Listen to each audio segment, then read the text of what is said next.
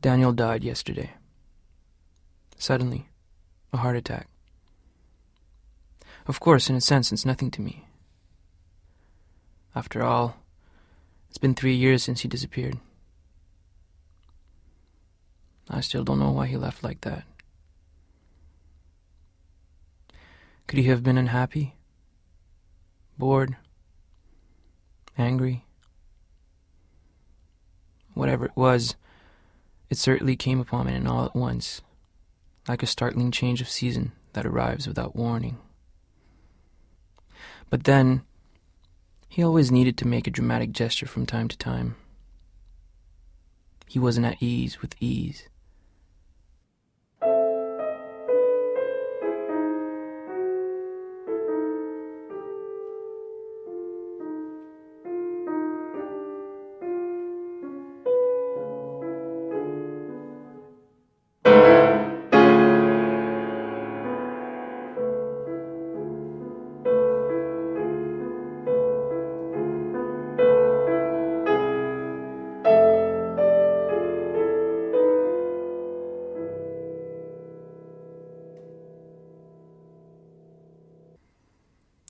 At first, I was sure he'd be back before long.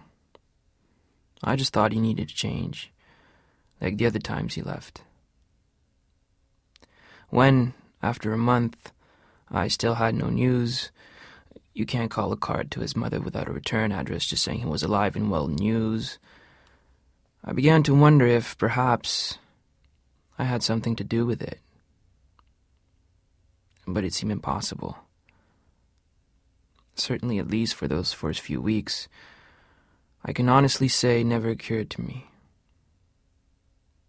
Of course, when you know someone as well as I knew him, and for as long, when you are, as we were, best friends, you do wonder at times what was in his mind. But that he would have left because of me still seems hard to believe.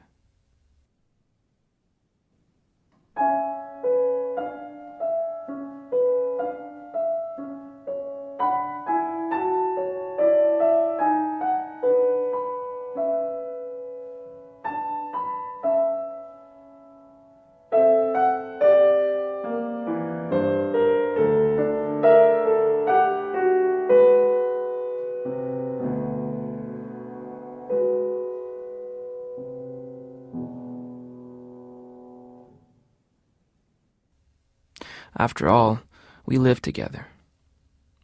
That's a big phrase. It covers a lot of ground. Most people think it means that you share your house with someone. Not us. But I can say we were very intimate. Very intimate. Everyone assumed we were sleeping together, as though that were the only way two men could be close. We knew each other's thoughts, or at least as much as anyone can know of another person's thoughts. For example, I was the only person, he said, who knew how he really felt about his mother. Despite his, how shall I say, flamboyant side, he was really a very private person, and for him to confide that to me was a big thing. When he made that commitment to our friendship, as I came to see it, I remember feeling elated. Now, I have a piece of his soul.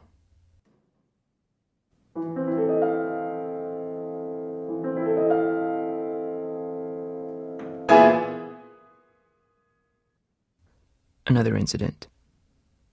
When his dog died, he, a grown man in his 40s, cried in my arms for hours, it seemed. He was absolutely inconsolable. That night, he told me he loved me. The only time he ever said it, I might add. Well, that's a pretty strong thing to say, especially for someone like him. Not that he wasn't affectionate with people, but I never heard him say he loved anyone, not in all the years I knew him. except for that one time.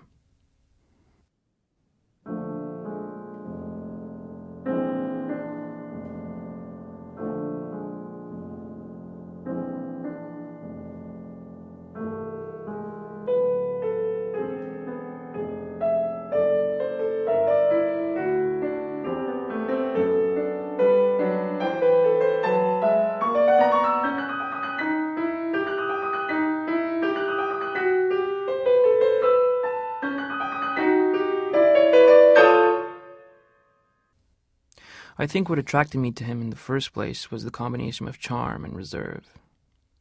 It challenged me. He knew he was charming, of course, and he used it to anyone he wanted in some way. But I don't believe he ever really expected that I would enter inside his private space. So that when he did finally begin to reveal himself and to let himself feel for me, I suspect even he was surprised. Despite the degree of our, what shall I call it, interconnection, though, I was always careful to leave him his freedom. He certainly didn't leave me because he felt confined. How could he feel confined? I never called him. He always called me. I always liked to think that he needed me more than I needed him. Although God knows I took it pretty hard when it really became clear that he wasn't coming back. In fact, that he wasn't even going to get in touch.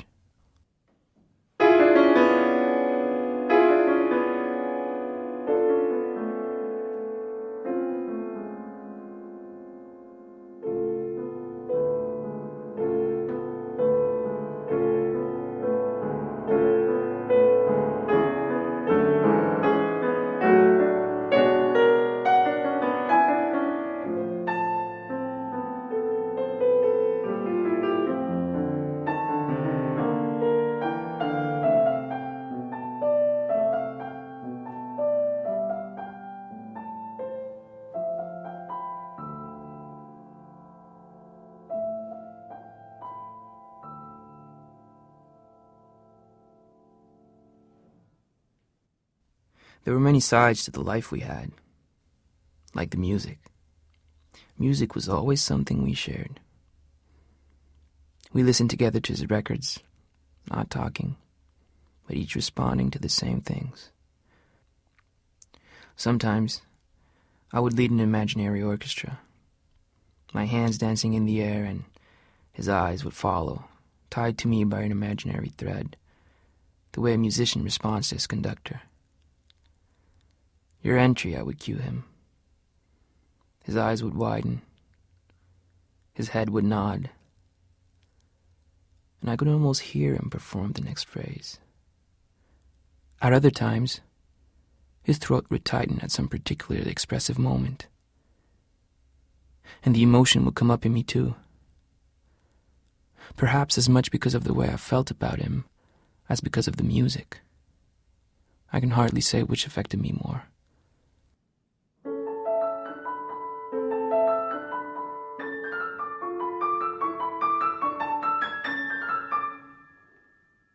One occasion sticks in my memory. I'm rambling a bit, but it's the first time I'm talking about any of this. We had known each other for about 6 months. We were listening to Mozart, the overture to Figaro.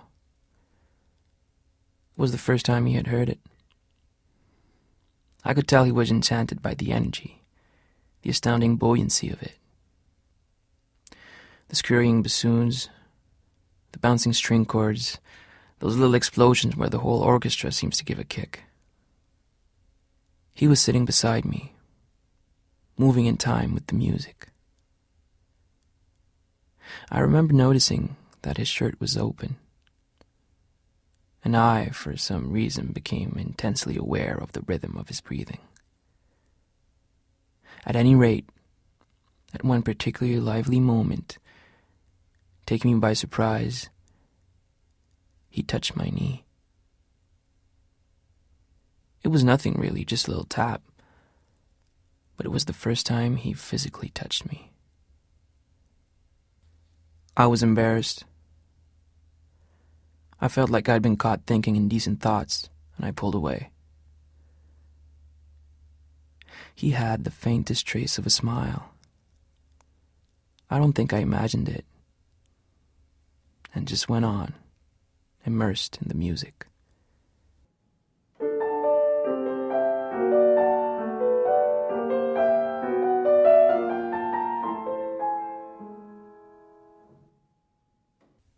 We saw each other almost every day, and we almost always listened to music.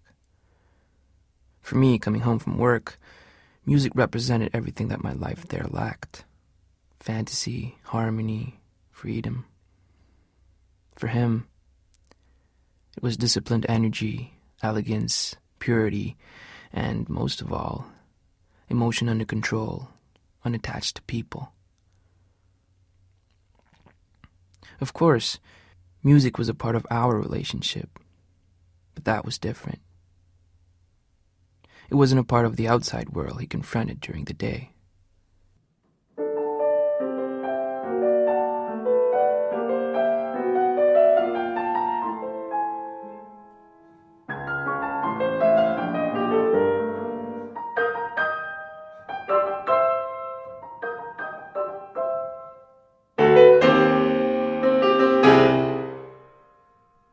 Even though we didn't actually live in the same house, there were the odd times when he could stay over for a day or two, when his mother had visitors or went out of town. At those times, we always planned something special, a fancy meal or an outing. Of course, in the later years, when she was frail and less mobile, these opportunities came along less often. But we still managed frequently to make some special time together, one way or another.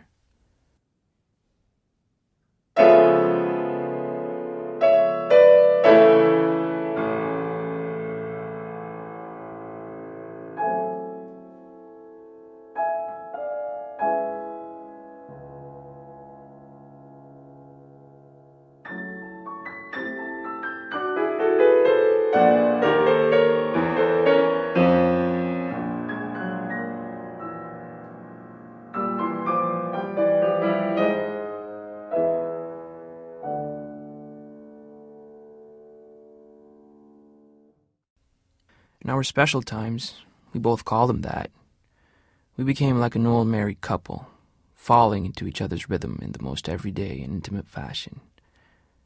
I just knew which chair he would sit in. He knew exactly when I would stretch and rise to prepare supper. Sometimes, he would pass by me when I was reading and pat me reassuringly on the shoulder without even looking down. That was the most reassuring thing about it. The unconsciousness of the gesture. Of course, our relationship wasn't all quiet and tranquility. Once, I remember, when we took a weekend trip together, I saw things about him I had never suspected. He was more impulsive, as though he wanted something unpredictable to happen, even if he had to create it himself. He was greedy for experience, like an animal who had been uncaged and finally realizes it. He wanted to take in everything and to show it all to me. I could barely keep up with him. Strangely enough, that weekend was one of the rare times we disagreed. There was a tension between us. It was almost as though he needed the sheer excitement of discord in his sudden burst of energy.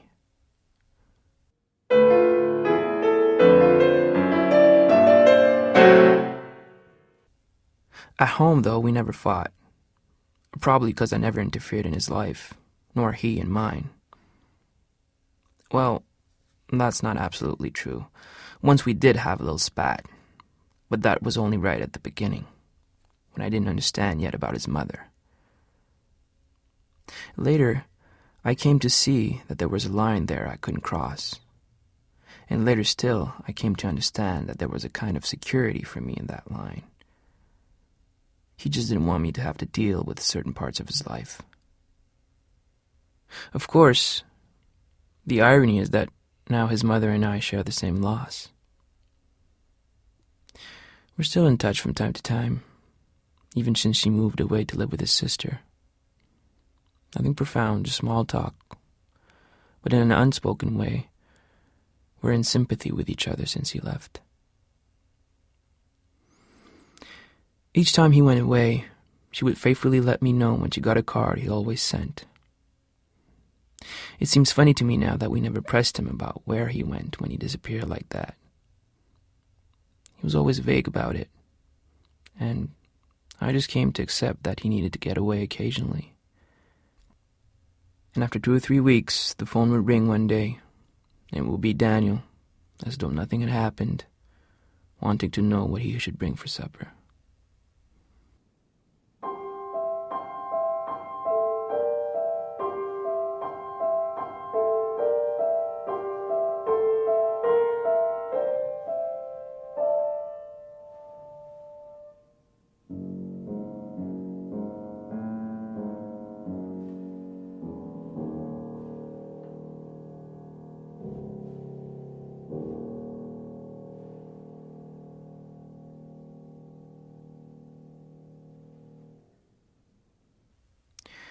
When finally he didn't return, it seemed for a long time like an extension of something I already knew, a familiar side to him.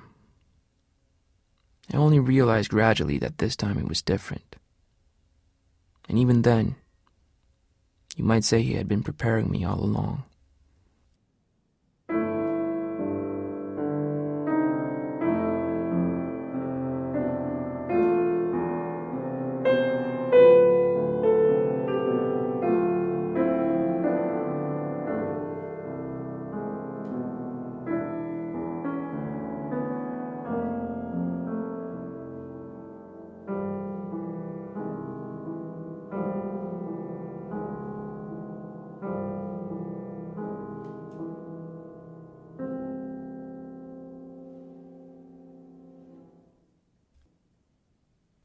My life hasn't changed much since then.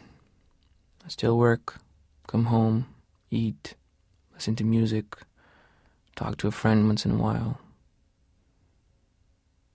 Of course, the things I used to do with him, I now do alone. People ask me why I don't find someone else. But you don't replace a person just like that. People said he would get less important to me as time went on. But it didn't happen. Maybe I didn't want it to happen. He was the most important person in my life.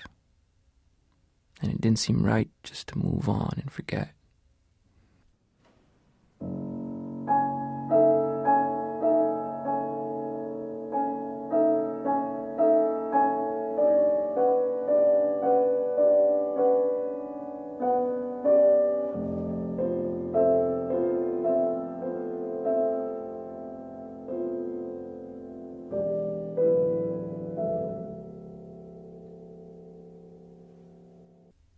When I'm feeling lonely, I can still laugh at our intimate jokes.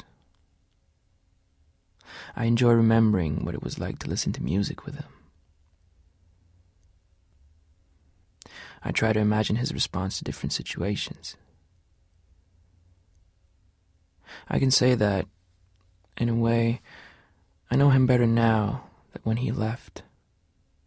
He's been a part of me for that much longer. I feel closest to him when I'm in the extra bed where we used to sleep. When we held each other, it was always in this bed, never in mine. We would lie together, watching the faint light through the trees, sharing secrets like schoolboys. We both looked forward to those times. We even had a sort of a little ritual to signal them. He would call me in, ostensibly to show me something in the book or the magazine he was reading. And once I was there, he would touch me lightly on the shoulder. We would lie down, still talking. Gradually the conversation would shift to ourselves. It would slowly become quiet in each other's arms. A peaceful mood would settle in on us in the dark, and we would stay like that, looking out on the world side by side until we slept.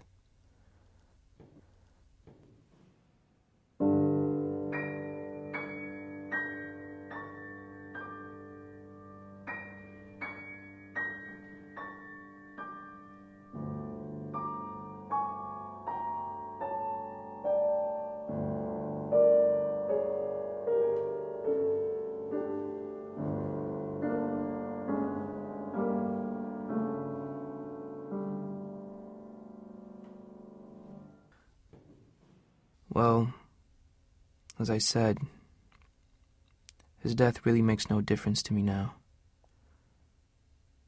I haven't seen him in years, and the part he played in my life is over, or I should say, completed.